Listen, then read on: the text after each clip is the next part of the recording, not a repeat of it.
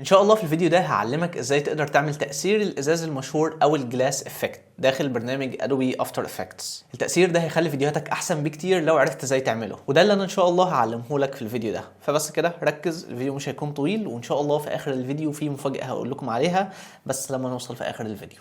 فيلا بينا. طيب خلينا نبدا باول حاجه، وهي ان احنا نعمل الكومبوزيشن بتاعنا. فهنروح عند كومبوزيشن، نيو كومبوزيشن، وهتاكد ان هو على 1920 في 1080. الفريم ريت بتاعي هو 60 فريم، وزي ما انت حابب، يعني لو انت حابب ان هو يبقى 30 فريم مثلا عادي ممكن تظبطها، ولو انت حابب ان هو يبقى بابعاد الريلز، وده اللي انا شرحته في كورس مونتاج المحتوى بتاعي، فزي ما تحب، ولكن انا هخليه هنا 1920 في 1080 فول اتش دي بنفس الابعاد اللي انت شايفني بيها، وهضغط على اوكي. هنلاقي الكومبوزيشن اتعمل معانا بالشكل ده. واول حاجه خلينا نيجي هنا كليك يمين، نيو سوليد، ونختار ان السوليد بتاعنا يبقى لونه ابيض بس مش ناصع البياض، اقل حاجه بسيطه زي كده مثلا، ونضغط على اوكي. اوكي مره كمان هنلاقي ان الباك جراوند بتاعتنا اتعملت بالشكل ده. خلينا بعد كده نجيب الصوره بتاعتنا، وممكن نخلي الصوره مثلا بالمنظر ده كده، ونجيب السوليد بتاعنا من فوق ونختار السوليد وننزله لتحت بالمنظر ده. بعد كده خلينا مثلا نروح نجيب تكست تول ونرسم تكست بوكس بالمنظر ده، ويندوز في علشان نكتب الكلام اللي احنا عايزين نكتبه، اللي هو كل الكلام ده. طبعا انت ممكن براحتك، حابب تكبره زي ما انت حابب، حابب تصغره. انا بس كل الفكره ان انا بعمل يعني شكل بحيث ان احنا لما نعمل الجلاس افكت يبان عليه بشكل واضح، او يبقى التاثير فعلا باين. فانا مثلا خلينا اقول ان ده الشكل اللي انا عملته في الاخر زي ما انتم شايفين كده. عندنا صوره وخلفيه بيضاء وعليها كلام. بعد كده خلينا نبدا نعمل بقى في الجلاس افكت ذات نفسه، وده التاثير اللي انت هتعمله وانت شغال في مونتاج فيديو ليك او فيديو العميل. وبدايه شرح التاثير بتبدا من هنا. كل اللي انت محتاج تعمله ان انت تروح تجيب ريكتانجل زي ده، وبس هنخلي لونه ابيض والستروك بتاعه على 0. وخلينا نبدا نرسم الريكتانجل بتاعنا بالشكل ده كده مثلا. كمان نروح عند الانكر بوينت تول ونختار الانكر بوينت بتاعتنا ونخليها في النص بالظبط، في نص الشيب. بعد ما عملنا ريكتانجل ممكن نروح مثلا عند الراوندنس ونخليها على 200 علشان يبقى فيه راوند بالشكل ده في البوكس اللي احنا عملناه.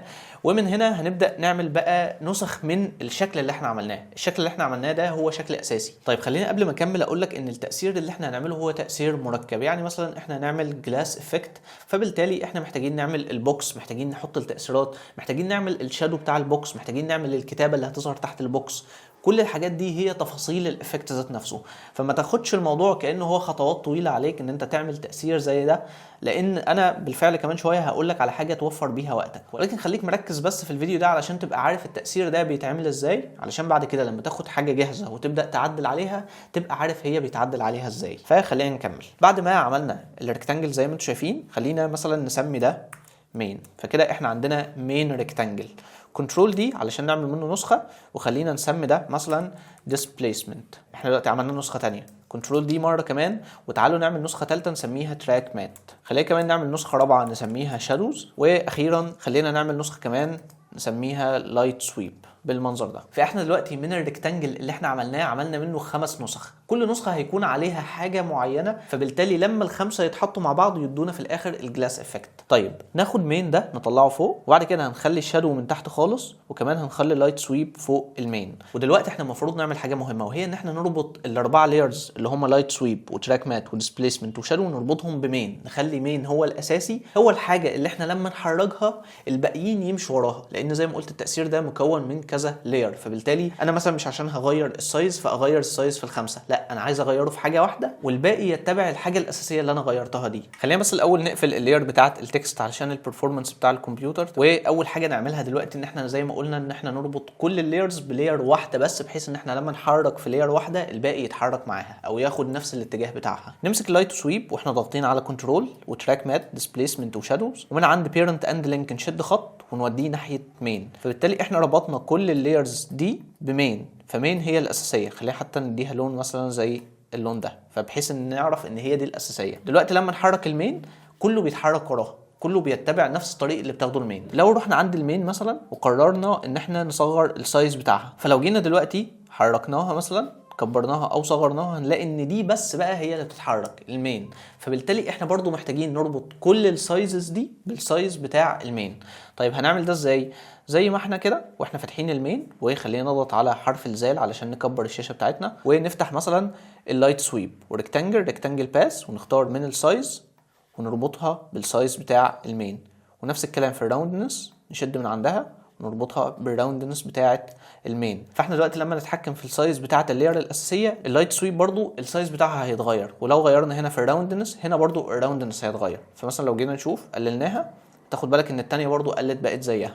احنا بقى محتاجين نعمل كل ده في الثلاثه لايرز التانيين. فنفتح التراك مات، كونتنتس، ريكتانجل 1، ريكتانجل باس، ونفس الكلام نشد من عند السايز نربطها بالسايز، ونشد من عند الراوندنس نربطها بالراوندنس. ديسبيسمنت نفس الكلام هيحصل عليها، ريكتانجل، ريكتانجل باث، وسايز نربطها ونربطها كمان بالراوندنس. اخيرا الشادوز نفس الكلام هو نربط السايز بالسايز ونربط الراوندنس بالراوندنس. فبالتالي احنا كده ربطنا كل اللايرز باللاير بتاعت مين. فبالتالي دلوقتي لو جينا غيرنا في السايز مثلا كلهم بيتغيروا مع بعض، مفيش حاجه ماشيه بعيد عن المين. وده هنحتاجه قدام علشان الانيميشن، لما نيجي نعمل انيميشن او حاجه زي كده محتاجين لما نحرك في حاجه واحده بس الباقيين ياخدوا نفس الحركه بتاعتها. خلينا دلوقتي نبدا بقى نقفل كل اللايرز ونسيب اول لاير وهي الشادوز، ونروح عند الفيل نقفل الفيل مش محتاجينه بتاع الشادوز، بس هنروح عند الستروك ونخلي الستروك بتاعنا على 5 ولونه اسود بالشكل ده. طيب دلوقتي بعد ما خلينا الستروك بتاعنا على 5 هنيجي ماسكين الستروك ونيجي فاتحين البوزيشن من حرف البي وننزله تحت شويه، وكمان نوديه ناحيه الشمال شويه كده. وبعد كده هنروح نجيب تأثير اسمه جاوجيان بلور، وهنختار الجاوجيان بلور ده اللي هو ليجاسي مش العادي، ونحطه على اللاير بتاعه الشادوز ونخلي القيمه بتاعته على 15. كمان نروح عند الشادوز ونضغط على حرف التي علشان نقلل الاوباسيتي بتاعتها نخليها على 50%. فده كده بالنسبه للشادوز، ومن اسمها هي اللاير اللي هتدي ايحاء الشادو للجلاس افكت اللي احنا هنعمله. فخلينا دلوقتي نقفل اول لاير ونشوف تاني لاير وهي الديسبيسمنت. الديسبيسمنت لاير هي كانها خريطه انت بتقول لي بيها لاير تانيه ان انا عايزك في الحته السوداء دي التاثير يبقى تقيل والحته البيضاء دي التاثير يبقى خفيف. ازاي؟ دلوقتي واحنا على الديسبيسمنت لاير لو ضغطنا كليك يمين وطلعنا فوق عند لاير ستايلز رحنا عند انر شادو هنلاقي ان في انر شادو اتعمل كده، وممكن نتحكم فيه من اللاير ستايلز انر شادو ونكبر بقى السايز بتاعه بالمنظر ده، وكمان نخلي الديستانس بتاعنا على 0، وكمان نخلي الاوباسيتي بتاعتنا على 100%. فبالتالي احنا بعد كده هنستخدم الديسبيسمنت لاير دي كخريطه بس، هنقول لتاثير معين انا عايزك تظهر هنا وكل ما تروح للحته البيضاء دي اختفي. فبالتالي احنا هنستخدمها كخريطه مش كلاير هيبقى ليها ظهور، وده معناه ان احنا مش محتاجين اللاير دي تبقى ظاهره، فعادي اخفيها وخليها مخفيه للاخر. بالنسبه للتراك مات هنسيبها زي ما هي ما فيهاش اي حاجه لسبب احنا بعد كده ممكن نبقى محتاجين نعمل لاير تظهر بس جوه حدود الجلاس افكت ما تطلعش بره البوكس بتاعنا. فبالتالي هنخلي التراك مات كلاير برضو تبقى مرجع للتكست مثلا لاير اللي احنا هنحطها ان هي تظهر بس جوه الحدود دي زي ما انا قلت، وكل ما تطلع بره ما تبانش. هنفهم ده طبعا بعدين، لو حاجه زي كده بالنسبه لك مش واضحه هتوضح لك كمان شويه. واخيرا اللاير بتاعه المين دي هنحط عليها شويه تاثيرات،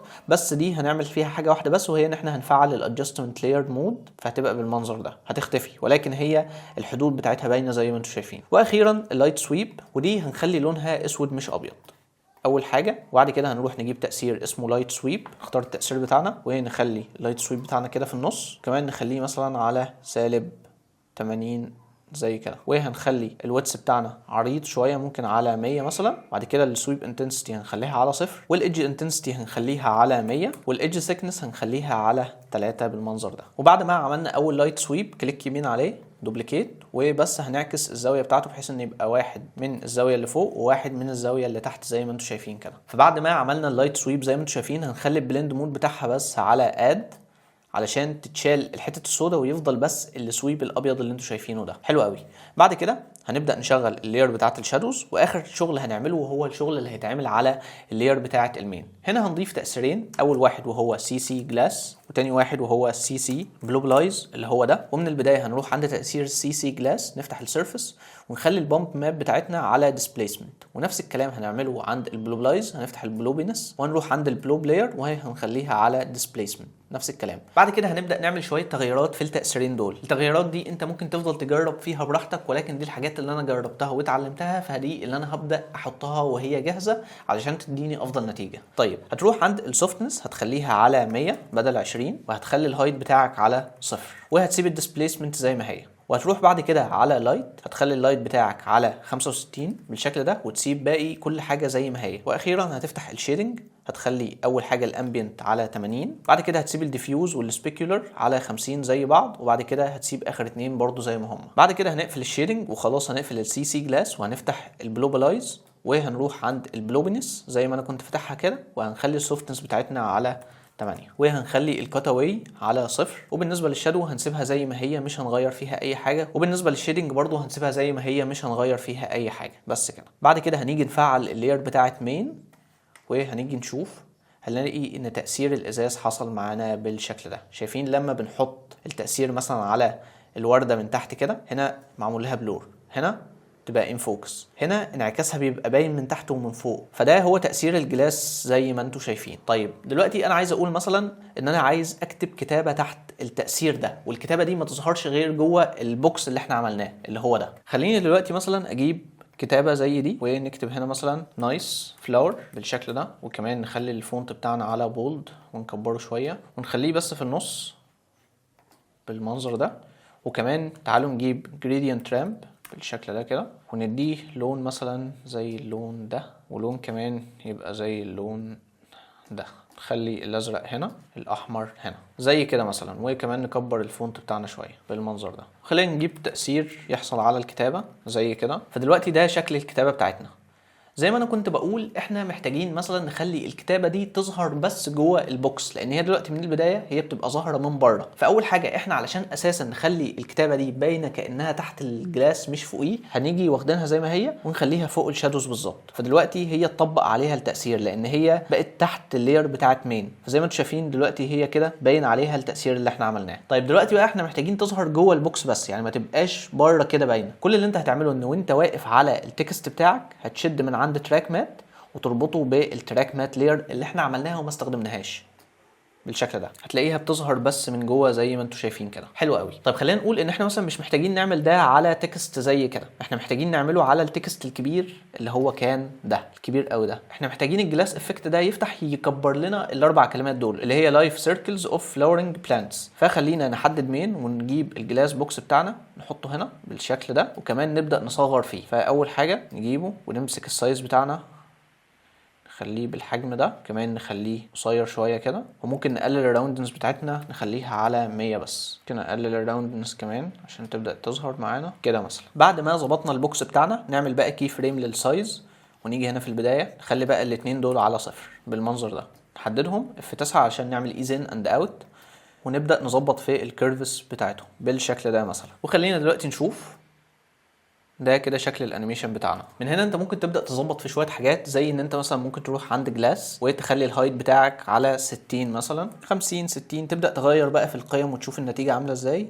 كمان ممكن تروح عند البلوبنس عشان برضو تغيرها، تخليها مثلا على 60 وتشوف النتيجه بتاعتك. هتلاقي مثلا الكلام كبر او بقى عليه تركيز زي كده. ممكن مثلا نخليها 80 بدل 60. فزي ما انتم شايفين هتلاقوا ان الكلام ده كبر شويه وبدا يكون واضح. ممكن مثلا تكبروا الهايت لو انتوا حابين شويه عادي. هتلاقي ان كل الكلام ده بدا يحصل له ديفيوجن، وده بس هو اللي بقى باين وواضح زي ما انت تحب. انا برشح اساسا ان انت تفضل تلعب في الحاجات دي وتشوف ايه اللي بيحصل لما بتغير الشيدنج، وايه اللي بيحصل مثلا لما بترفع الهايت هنا مثلا عن 65.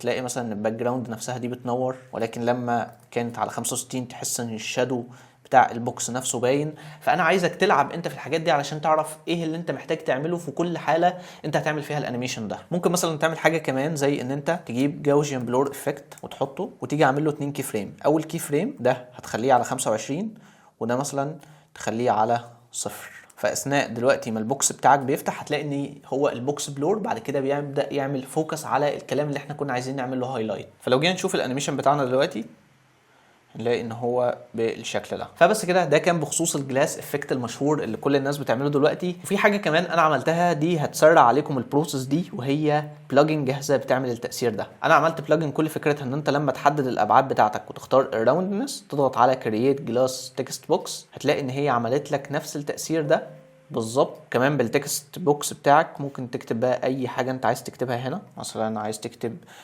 يوتيوب، تلاقي ان الكلمه اتكتبت وكل حاجه متربطه معموله جاهزه متنظمه. ممكن تغير اي حاجه انت حابب تغيرها، وممكن تعمل الانيميشنز اللي انت حابب تعملها، ولو حبيت تدوس تعمل 2 و3 و4 و5 زي ما تحب. فده انا عملته بس علشان اوفر عليكم وقت، ولكن انا مش معنى كلامي مثلا ان انت ما تتعلمش ازاي تعمل حاجه زي كده بنفسك، لان زي ما قلت انت محتاج تعرف ايه اللي جوه المين، ومحتاج تعرف تتحكم في الحاجات دي. فده مهم ان انت تكون بتعرف تعمله بايدك، علشان بعد كده لما تستخدم البلجن بتاعتي دي تبقى عارف ازاي تعدل فيها او ازاي تعدل عليها وتعمل اللي انت عايزه. بالنسبه للبلجن دي فهي موجوده بشكل مجاني تماما لطلاب كورس مونتاج المحتوى. الطلبه اللي مشتركين معايا في الكورس هيلاقوها ان هي نزلت في اخر توتوريال انا نزلته امبارح من وقت التصوير. ولو انت مش عارف فانا عندي كورس اسمه كورس مونتاج المحتوى، بعلمك فيه ازاي تقدر تعمل مونتاج للريلز بكل ستايلات المونتاج تقريبا. ودلوقتي احنا نزلنا التوتوريال بتاع الجلاس افكت، ولسه كمان هننزل ليه توتوريالز كمان نكمله. والمفاجاه ان دلوقتي في خصم 60% على الاشتراك في الكورس، فهسيب لكم الرابط في الوصف لو انت حابب تشترك وتنضم لينا وكمان تاخد كل البلجنز دي بشكل مجاني، فهتلاقي الرابط موجود في وصف الفيديو. بس كده، شكرا جدا ليكم، واتمنى ان انا اكون فدتكم بالفيديو ده، وان شاء الله اشوفكم في الفيديو اللي جاي.